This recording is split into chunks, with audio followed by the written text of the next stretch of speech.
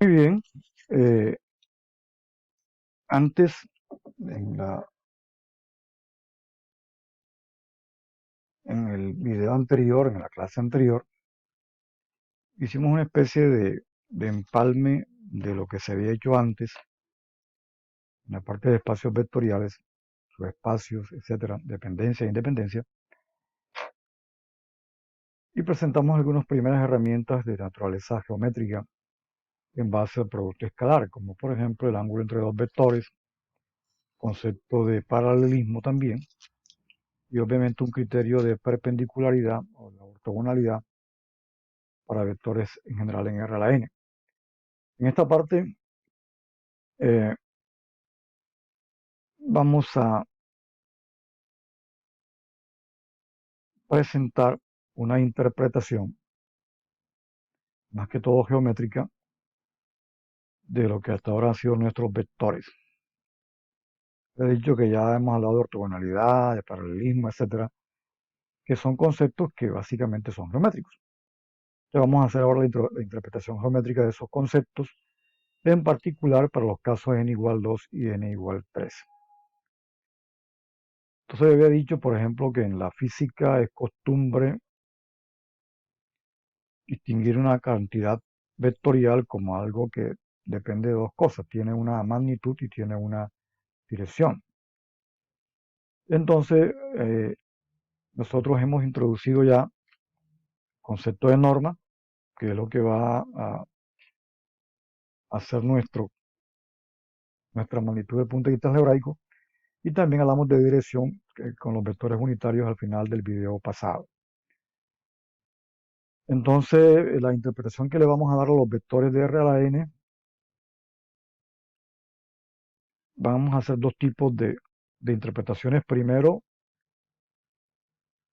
un vector de R a la n para n igual 2 y n igual 3 se va a ver simplemente como un punto del espacio bidimensional o el espacio tridimensional, o sea, del plano o del espacio tridimensional, pero después vamos a interpretar un vector básicamente como desplazamiento, ya sea en el plano o en el espacio tridimensional, que eso es muy cercano al concepto físico de vector. Entonces, la primera aproximación geométrica, la primera representación que vamos a hacer, como decía, va a ser como un punto del plano o del espacio tridimensional. Estoy hablando de R a la n para n igual 2 y n igual 3. Vamos a introducir primero una notación para el espacio geométrico. Vamos a llamarlo E sub n al espacio geométrico n dimensional. Entonces, en ese mundo geométrico, cuando n sea 1, E sub 1 es la recta euclidiana, E sub 2 es el plano euclidiano y E sub 3 es el plano geométrico tridimensional. Entonces, la idea es poner en correspondencia biunívoca a esos espacios geométricos con el espacio R a la n para n igual a 1, n igual a 2 y n igual a 3. O sea, E sub 1 vamos a ponerlo en correspondencia con R a la 1, o sea, con los reales, E sub 2 con R a la 2 y E sub 3 con R a la 3. Eso más o menos significa lo mismo que decir que puntos en los espacios geométricos se van a interpretar en el caso de E sub 1 como un punto de la recta euclidiana con un número real, mientras que un punto del plano se va a interpretar como una pareja ordenada, o sea, un elemento de R a la 2, y un punto del espacio geométrico tridimensional como una terna ordenada hacia un elemento de R a la 3. Esa es una primera interpretación.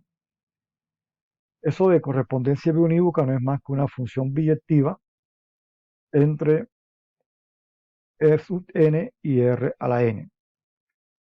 Y para eso vamos a utilizar lo que se conoce un sistema de coordenadas cartesiano. Es una descripción muy rápida de lo que es un sistema de coordenadas, porque nos interesa fundamentalmente el caso en que n sea 3, porque los casos n igual 1 y n igual 2 se supone que son conocidos.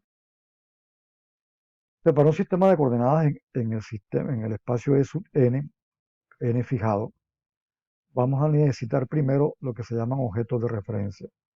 Son n objetos de referencia.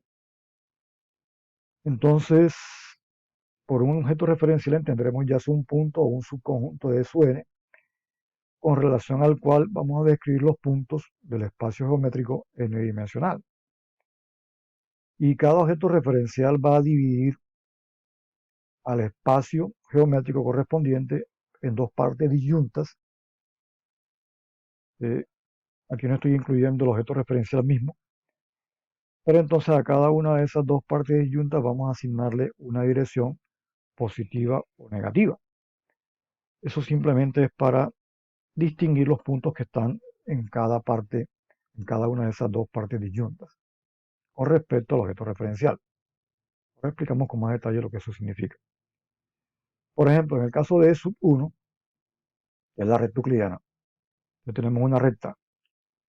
Y en el caso de sub 1, vamos a tomar un punto cualquiera, en este caso es el punto que estoy escribiendo como O, que se conoce como el origen del sistema, y va a ser nuestro objeto referencial, un solo objeto, un punto. Y entonces ese punto va a dividir a la recta en dos semirrectas, lo que está, digamos, del punto hacia acá y lo que está del punto hacia acá, serían entonces dos semirrectas distintas y disyuntas, sin incluir, por supuesto, al punto O, serían entonces disyuntas, no tendrían puntos comunes.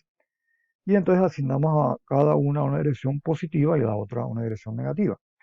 Por ejemplo, acá vamos a suponer que lo positivo está en la dirección esta, digamos a la derecha, así como la estamos viendo, el punto O, y la negativa hacia la izquierda. Eso realmente es convencional. Podríamos cambiar las direcciones, positiva hacia acá, negativa hacia acá, como quieran. Eso es a conveniencia. Entonces ese es el sistema coordenado en S1. Tiene un objeto referencial y un sistema de direcciones, por ahora. En cambio, en S2, que es el plano, ya no basta con un solo objeto referencial. La idea básica de los objetos referenciales es que cada punto del espacio geométrico se va a describir con relación a ese objeto referencial. Por ejemplo, aquí tengo un punto P, un punto Q. Es posible que la distancia de P a Q, de P a O, sea la misma que la distancia de O a otro punto que esté de este lado, pero yo voy a distinguir esos puntos indicando la dirección positiva o negativa. Y la idea es que vamos a describir los puntos más que todo en términos de distancia, pero de distancias dirigidas, o sea, distancias con signos. Les decía, en el caso del plano, no basta con un punto, vamos a usar dos rectas. Generalmente son perpendiculares, pero lo importante es que no sean paralelas. Sin embargo, vamos a trabajar perpendiculares con lo que hacemos un sistema coordenado rectangular, que ustedes seguramente lo conocen.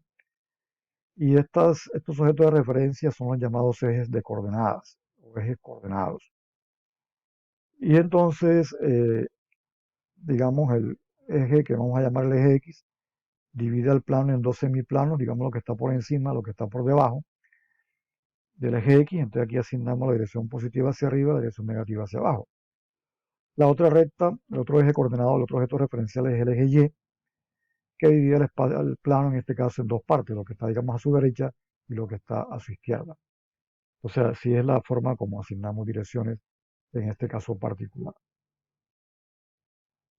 Y entonces, para cada punto que pertenezca al espacio geométrico, definimos coordenadas.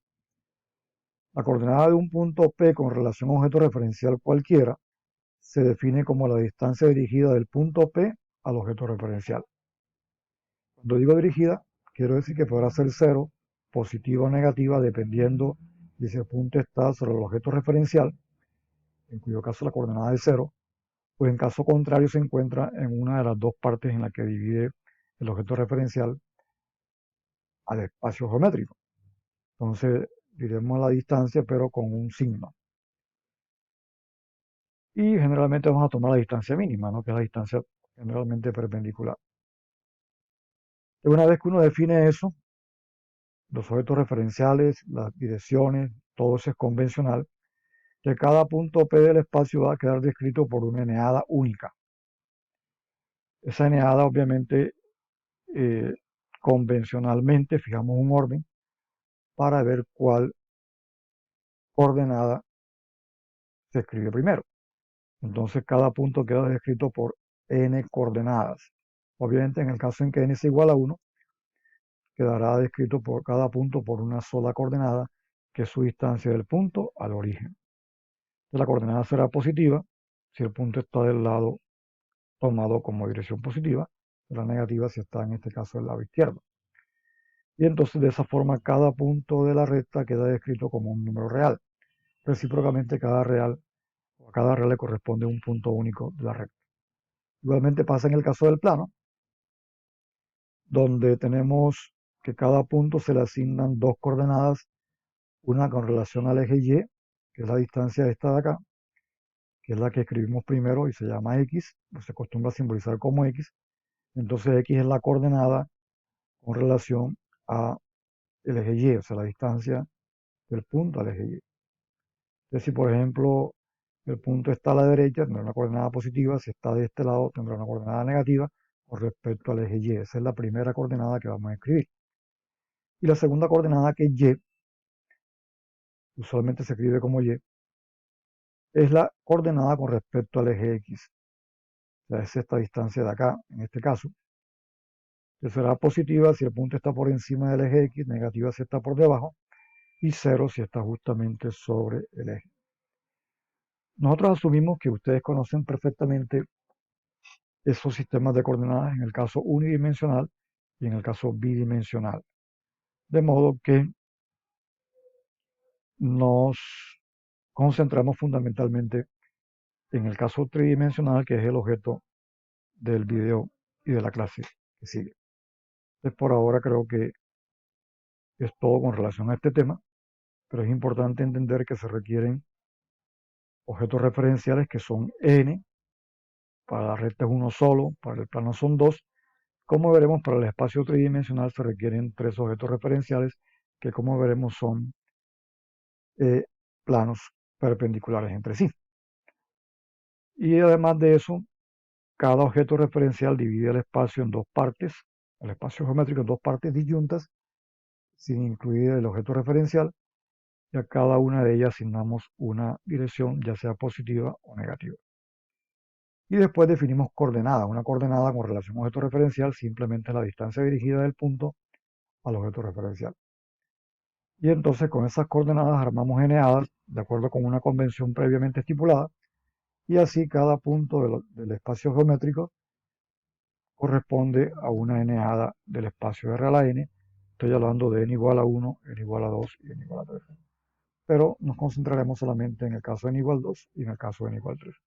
Bien, entonces hasta ahí esta parte, y comenzamos entonces después con el